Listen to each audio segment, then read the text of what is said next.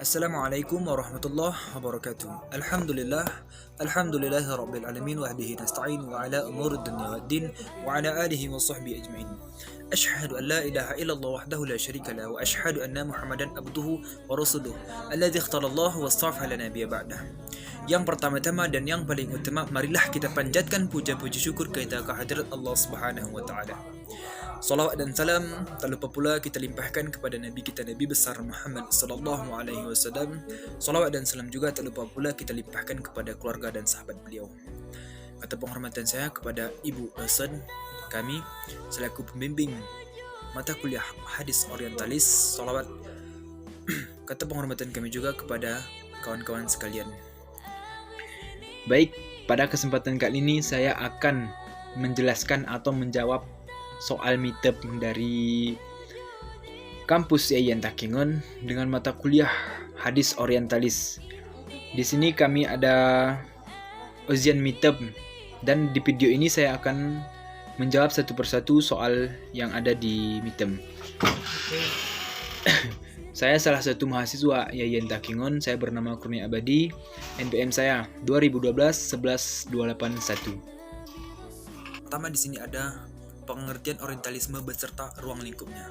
Secara etimologis, orientalisme berasal dari kata orient dan isme dalam bahasa Inggris. Kata orient berarti direction of rising sun, arah terbitnya matahari. Kemudian secara geografis, kata orient berarti dunia timur. Kemudian istilah isme berarti aliran. Kemudian ilmu paham keyakinan dan sistem sehingga dapat diartikan pengertian orientalisme secara etimologi adalah ilmu tentang ilmuwan. Ilmu tentang ketimuran atau studi dunia timur. Secara terminologi adalah Edward Said memberikan 3 pengertian dasar orientalisnya. Yang pertama, sebuah era kedatangan yang menghubungkan dengan bangsa-bangsa timur mendasarkan tempat khusus timur dan pengalaman barat Eropa. Yang kedua, sebuah gaya pemikiran berdasarkan ontologi dan epistemologi berarti pada umumnya. Yang ketiga, semua gaya barat untuk mendominasi, membangun kembali dan mempunyai kebangsaan terhadap timur. Adapun yang dimaksud dunia timur di sini adalah bagian yang diidentifikasi oleh bangsa barat sebagai kimia yang mencakup semua bangsa yang terletak sebelah timur. Benua Eropa, bangsa barat juga membagi dunia timur ke dalam 3 bagian: timur dekat, timur tengah, timur jauh. Dan berbagai penjelasan di atas dapat disimpulkan bahwa pengerjaan orientalis adalah orang yang mengkaji dunia ketimuran yang dalam pengembangannya mengalami penyempitan menjadi dunia Islam. Adapun ruang lingkup kajian orientalis meliputi aspek keagamaan, aspek bahasa, aspek sejarah, aspek politik, aspek adat istiadat, aspek keilmuan, dan aspek ekonomi. Soal yang kedua yaitu tujuan orientalis mengkaji Islam, kajian barat. Tentang Islam dilatar belakangi oleh bermacam-macam faktor, baik faktor aliran yang berbeda maupun sasaran dan tujuan yang berlainan. Secara garis besar, tujuan orientalis mengkaji dunia Islam dibagi menjadi 3, yaitu yang pertama, untuk kepentingan penjajahan. Kepentingan ini dapat dilihat pada penelitian-penelitian yang serius yang dilakukan oleh para orientalis, misalnya seperti Snok Horgrenze yang diberikan kepercayaan oleh pemerintah Belanda untuk mengkaji Islam sedalam-dalamnya, sehingga di Mekah yang tujuannya adalah tidak lain dan tidak bukan adalah untuk melemahkan perlawanan umat Islam terhadap Belanda serta mengobrak-abrik kaum muslim dengan politik belah bambunya. Yang kedua, untuk kepentingan agama. Hal ini terbukti dengan fakta bahwa semua penjajah yang menguasai negara muslim berlatar belakang agama Kristen. Mereka berambisi untuk mengkristenkan penduduk yang mereka jajah. Tapi yang berpendapat bahwa itu tidak benar. Meskipun demikian, mereka sudah menemukan momentum-momentum untuk menyebarkan agama Kristen untuk ke tengah penduduk pribumi, menyebarkan agama Kristen ke tengah penduduk bumi. Yang ketiga, untuk kepentingan ilmu pengetahuan. Hal ini dapat dilihat dari kenyataan bahwa para orientalis dan kaum intelektual, sosial dan sarjana yang serius mengkaji masalah-masalah keilmuan. Hampir tiap-tiap universitas di Amerika terdapat pusat-pusat kajian ke timur seperti kajian Timur Tengah, Asia Tenggara, Asia Tengah, Asia Selatan untuk mencapai tujuan tersebut. Tidak jarang para orientalis mendeskripsikan umat Islam dan membangun citra negatif bagi Islam dan umatnya. Yang ketiga, jelaskan argumentasi ulama. Hadis tentang kehuzahan hadis Rasulullah Shallallahu Alaihi Wasallam sebagai sumber hukum Islam berdasarkan yang pertama argumentasi Al-Quran, yang kedua argumentasi hadis, yang ketiga argumentasi ijma ulama, yang keempat argumentasi yang teologis dan rasional.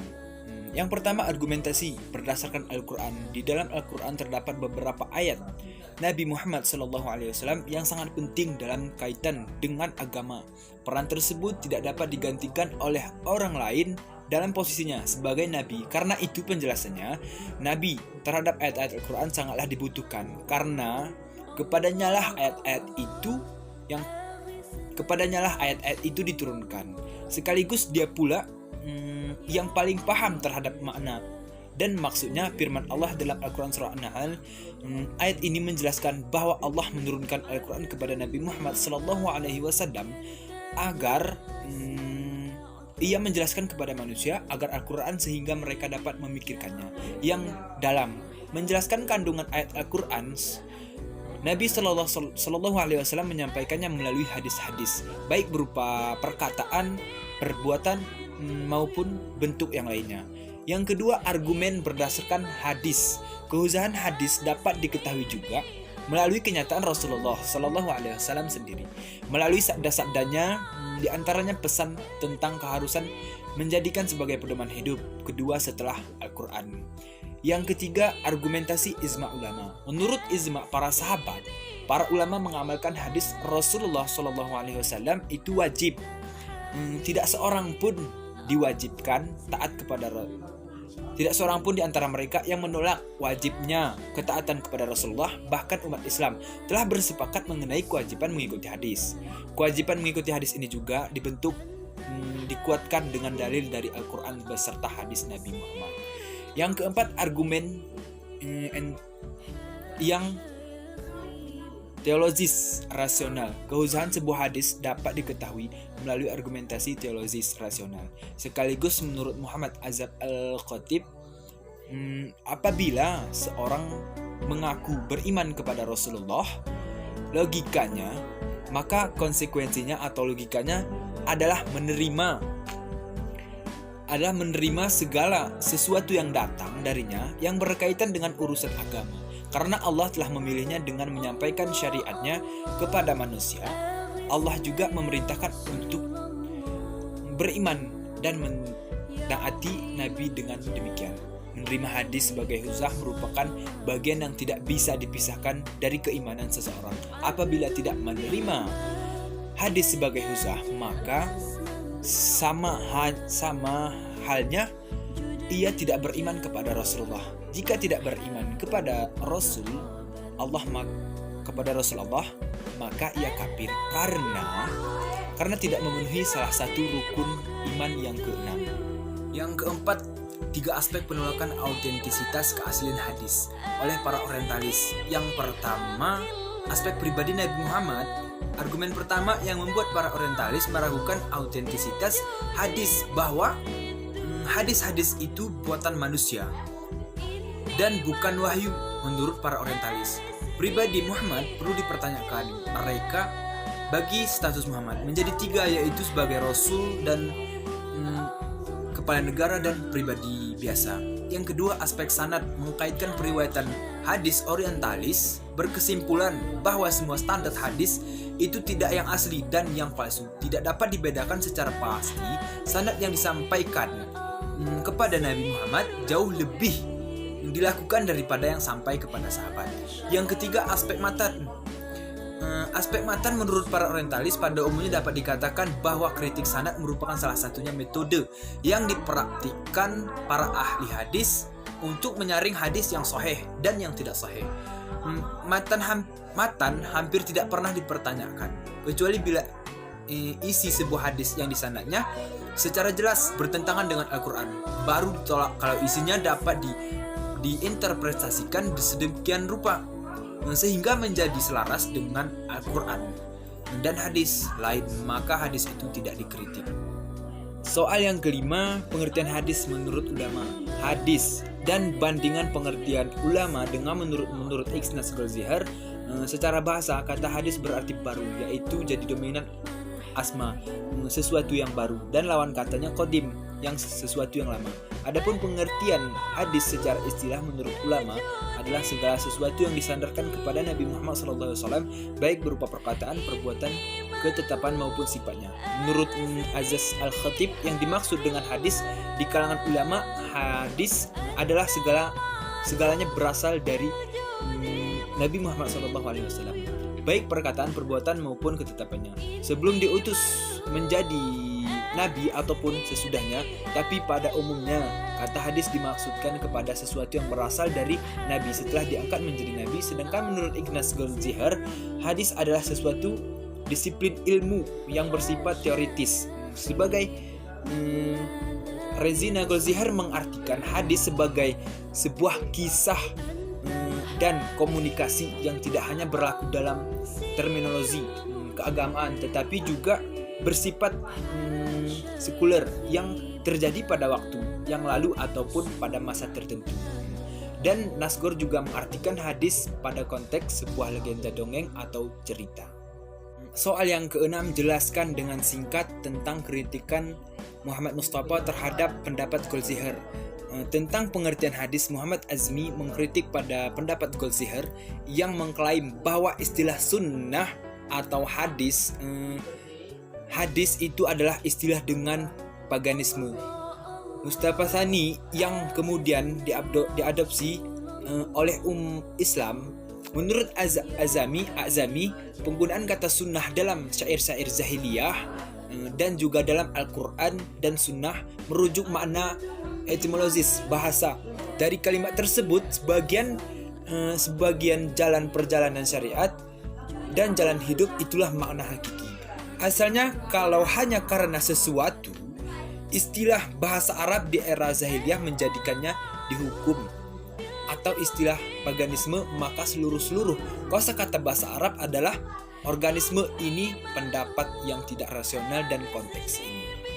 Yang nomor 7, pengertian sanad dan matan serta bagaimana ulama hadis menilai sah atau tidaknya sanad dan matan tersebut.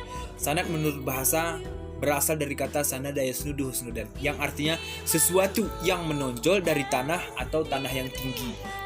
Sedangkan menurut istilah, sanad adalah jalan menuju matan, yaitu mata rantai periwayatan dari sampai pada Sahih Al-Matin, yaitu Rasulullah. Atau pengertian matan menurut Mahmud Al-Tahah, rangkaian mata-mata rantai para perawi yang menghubungkan ke matan yang hadis.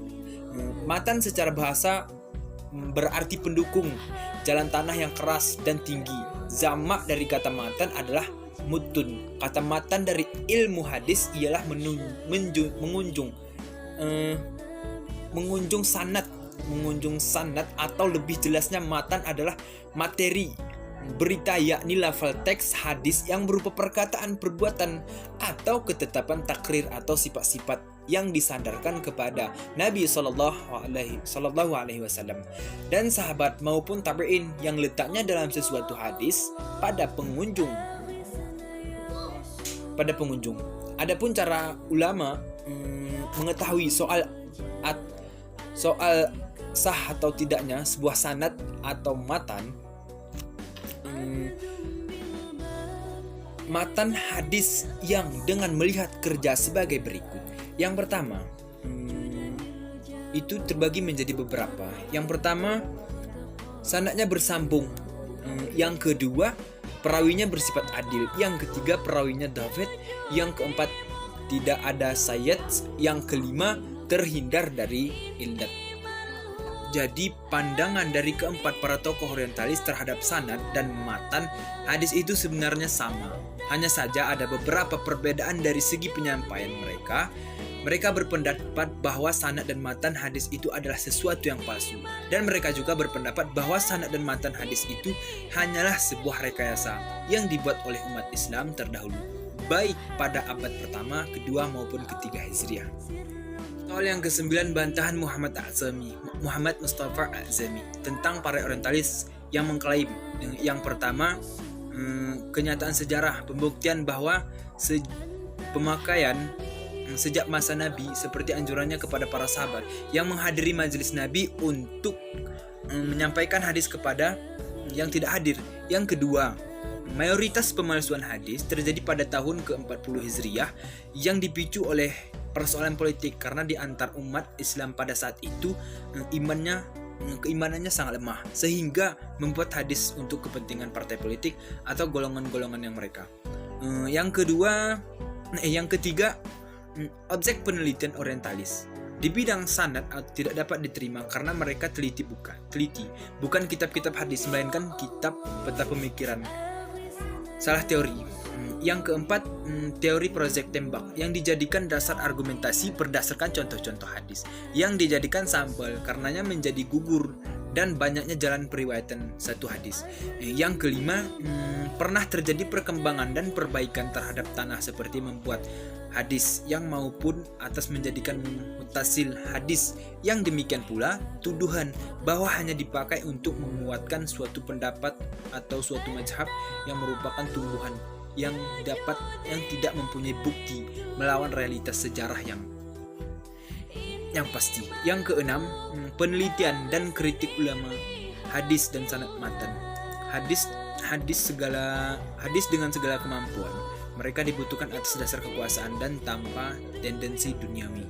Soal yang ke-10, akibat jika kaum muslimin terpengaruh dengan teori orientalis bahwa hadis hanyalah sekedar rekayasa generasi awal umat. Yang pertama, hadis Nabi tidak dapat diakui kebenarannya berasal dari Nabi karena semuanya palsu. Yang kedua, teori-teori ilmu hadis tidak dapat digunakan untuk menyeleksi keabsahan suatu hadis. Yang ketiga, menuduh bahwa para ulama dan periwayat hadis sebagai pendusta yang sengaja membuat sanad untuk pernyataan kemudian disandarkan kepada Nabi. Yang keempat, kitab hadis seperti Sahih Al-Bukhari, Sahih Sunan At-Tirmizi, Sunan Ibnu Majah dianggap tidak berguna, tidak bernilai karena hanya mengandung semuanya palsu. Yang kelima, data tentang para periwayat yang terekam dalam kitab Rizal Al-Hadis seperti dalam kitab Al-Kamal karya Al-Mizzi, Al-Ta'zib tidak diakui keberadaannya. Baik, mungkin sekian jawaban dari saya. Saya mengucapkan terima kasih kepada Ibu dan kepada kawan-kawan. Dan kepada teman-teman sekalian, jangan lupa di like, komen, dan subscribe. Dan jangan lupa dibagi linknya. Baik, sekian penjelasan dari saya. Saya akhiri dengan mengucapkan wabillahi taufiq wal hidayah. Assalamualaikum warahmatullahi wabarakatuh.